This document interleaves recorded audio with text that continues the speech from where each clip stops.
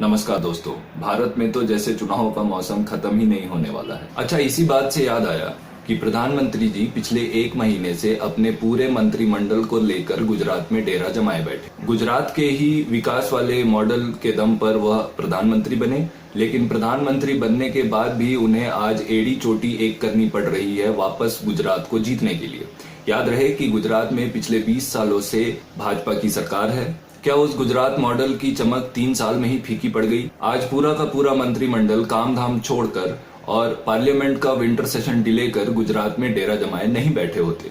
मेरा मानना है कि जब गुजरात में 20 साल में ऐसे ऐसे चमत्कारी कार्य हुए जो दूसरे स्टेट सोच भी नहीं सकते थे, तब ऐसे में तो इस सरकार को निश्चिंत होना चाहिए कि उनके कामों के बलबूते पर ही जनता उन्हें एक बार फिर से चुनेगी। मेहनत और इतनी भागदौड़ करने की तो जरूरत ही नहीं अगर आपने काम किया होगा।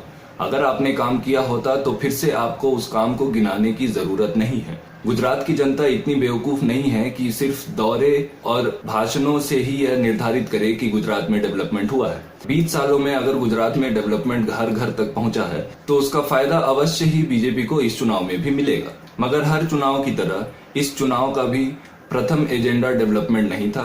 गुजरात का चुनाव डेवलपमेंट के बजाय सारे गैर जरूरी चीजों के बेसिस पर लड़ा जा रहा है। गुजरात के चुनावी मुद्दों में से कुछ प्रमुख मुद्दे यह रहे कि राहुल गांधी हिंदू हैं कि नहीं, नरेंद्र मोदी नीच हैं कि नहीं। अल्पेश ठाकुर ने तो यहां तक कह दिया कि प्रधानमंत्री जी 80,000 रुपए के मशरूम्स खाते हैं अपने आप को जवान रखने के लिए। अब इस बात का सबूत या तो प्रधानमंत्री जी के पास होगा या तो अल्पेश ठाकुर के पास होगा। अब 80,000 के मशरूम प्रधानमंत्री जी खाते हैं कि नहीं, इस बात से गुजरात की जनता को क्या लेना देना। लेकिन नहीं, गुजरात का चुनाव तो इन्हीं मुद्दों पर लड़ा जा रहा है। और आज की मीडिया जो एडवर्टीजमेंट, टीआरपी और इन्वेस्टर्स के हाथों की कठपुतली बनी हुई है, उसके कैमरों के रील ही खत्म हो जाते हैं जब उसे हम यह दिखाने को कहते हैं कि कैसे पूरे इंडिया के किसान संगठन आज दिल्ली और जंतर मंतर में प्रदर्शन कर रहे हैं। पत्रकारिता मुझे डॉक्टरी के बाद सबसे नोबल जॉब लगता था। यही दो ऐसे प्रोफेशंस थे जहां ईमानदारी और जिम्मेदारी की कीमत तनख्वाह से ज्यादा थी। लेकिन आज इन दोनों प्रोफेशंस को मैला करने की कोशिश की जा रही है। मीडिया मौन हो जाता है जब नाथुराम गोडसे का मंदिर बनता है। मीडिया मौन हो जाता है जब तमिलनाडु के किसान अपना पेशाब पीकर जंतर मंतर पर प्रदर्शन कर रहे होते हैं, अपने मुआवजे की मांग कर रहे होते हैं। मीडिया मौन हो जाता है जब एक आरटीआई से पता चलता है कि इस सरकार ने महज 3 साल के अंदर 3,754 करोड़ रुपए महज एडवर्टीजमेंट की भेंट चढ़ा दिए। देश में हमारी प्रायोरिटी बदल गई है। जय जवान और जय किसान वाले नारे अब बेमानी से लगते हैं। अब तो जवान का इस्तेमाल कर किसान को मौत के घाट उतारा जा रहा है। मंदसौर और मध्य प्रदेश की कुछ घटनाएं आपको याद होंगी। हम सब अपने काम में इतने मशगूल हैं कि हमें अब फर्क नहीं पड़ता है। आज से 5 और 10 साल पहले जैसी खबरें मिडिल ईस्ट और तालिबान से आती थीं, आज मुझे अपने देश से आने लगी हैं।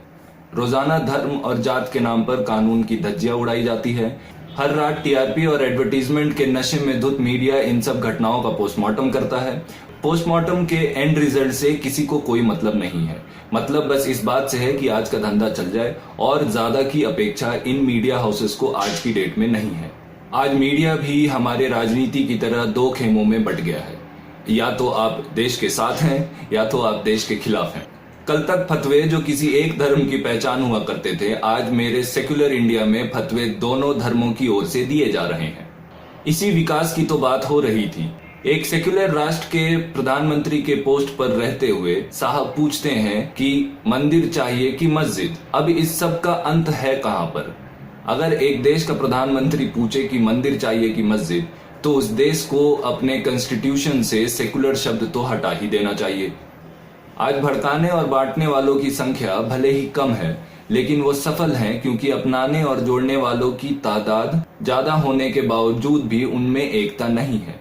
किसी भी प्रकार के सोशल मीडिया पर रिपोर्ट अब्यूज का ऑप्शन आपको जरूर मिलेगा। आज से यह संकल्प लें कि कम से कम दिन भर में एक ऐसी पोस्ट या एक ऐसा कमेंट जो आपको लगे कि अब्यूजिव है या भड़काने वाला है या देश को तोड़ने वाला है या समाज को बांटने वाला है, उसे रिपोर्ट करें। आपकी यह छोटी सी कोशिश कम से कम कुछ असामाजिक तत्वों के हौसले तो जरूर तोड़ेगी।